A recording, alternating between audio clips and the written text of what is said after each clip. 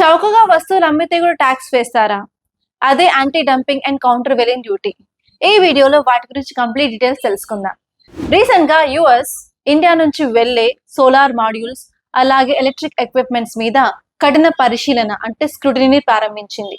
దీని వెనుకాల major reason ఏంటంటే, అమెరికా సైడ్ వాదన చూసినట్లయితే గవర్నమెంట్ ఆఫ్ ఇండియా ప్రొవైడ్ చేసే సబ్సిడీస్ వల్ల కాస్ట్ ఆఫ్ ప్రొడక్షన్ తగ్గడం వల్ల వాళ్ళ కంట్రీస్ లో ఉన్న డొమెస్టిక్ ప్రొడక్షన్ మీద ఇంపాక్ట్ అవుతుంది.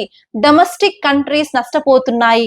దాని వల్లే ఇప్పుడు యాంటీ డంపింగ్ డ్యూటీస్ అలాగే కౌంటర్ వైలెంట్ డ్యూటీస్ విధించాలా వద్దా అని చెప్పి పరిశీలిస్తున్నామని చెప్పింది. First of all, anti dumping duty అంటే ఏంటి? సింపుల్ గా చెప్పాలంటే, ఇండియాలో సబ్సిడీస్ ప్రొవైడ్ చేయడం వల్ల మన దగ్గర కాస్ట్ ఆఫ్ ప్రొడక్షన్ తగ్గుతుంది. అండ్ మన ఇండియాలో ఆ గూడ్ ని అమ్మే ప్రైస్ కంటే తక్కువ ప్రైస్ కి మనం వేరే కంట్రీకి ఎక్స్పోర్ట్ చేసినట్లయితే దాన్ని డంపింగ్ అని అంటారు. ఆ డంపింగ్ వల్ల ఏ కంట్రీ అయితే ఇంపోర్ట్ చేసుకుంటుందో వాటిలో ఉన్న డొమెస్టిక్ ఇండస్ట్రీస్ అనేవి ఇంపాక్ట్ అవుతాయి. ఆ డొమెస్టిక్ ఇండస్ట్రీస్ ని ప్రొటెక్ట్ చేయడానికి దిగుమతి చేసుకునే దేశం కొంత ట్యాక్స్ ని విధిస్తుంది.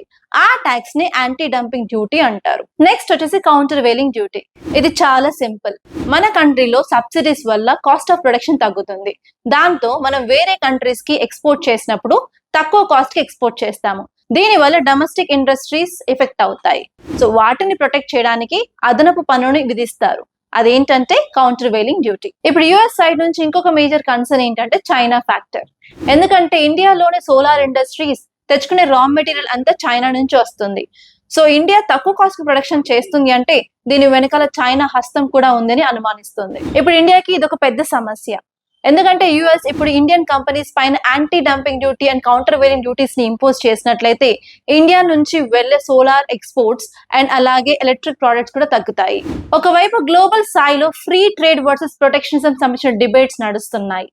మరొక సైడ్ వాళ్ళ యొక్క కంపెనీస్ ప్రొటెక్ట్ చేయాలని చెప్పి ట్రేడ్ అడ్డంకులు వస్తున్నాయి. మరొక వైపు దేశాలేమో గ్రీన్ ఎనర్జీ వైపు వెళ్తున్నాయి.